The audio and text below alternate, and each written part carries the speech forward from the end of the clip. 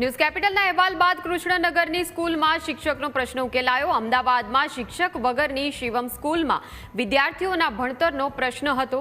News કેપિટલના અહેવાલ બાદ ડીઈઓએ આ મામલે પ્રતિક્રિયા આપી।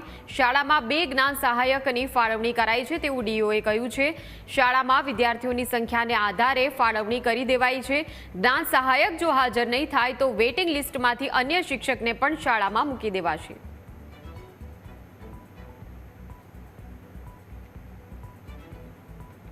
मान्य संख्या जो धोरण 9 में 36 होवी जोईए ते 36 संख्या न हती।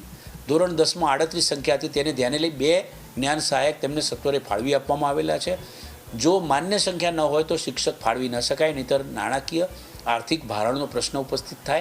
तो तेओने आ बाबतनी चकासणी करी पुनः रजू करवा बाबते अने ए बाबते अमे पण शिक्षण निरीक्षक द्वारा तपास करावी अने जो विद्यार्थी संख्या मान्य जळवाती हशे तो चोक्कस शिक्षक आपवामां आवशे। एमने 2 ज शिक्षक ज्ञान सहायक मळवापात्र थाय छे जे एमने आपवामां आवी गया छे अने 11-12 अंदर एमने कुल 2 रेग्युलर शिक्षक अने 1 ज्ञान सहायक काम करी रह्या छे। एटले ए रीते जोवा जईए तो एमनी शाळामां ऑलरेडी 5 शिक्षको काम करी रह्या छे।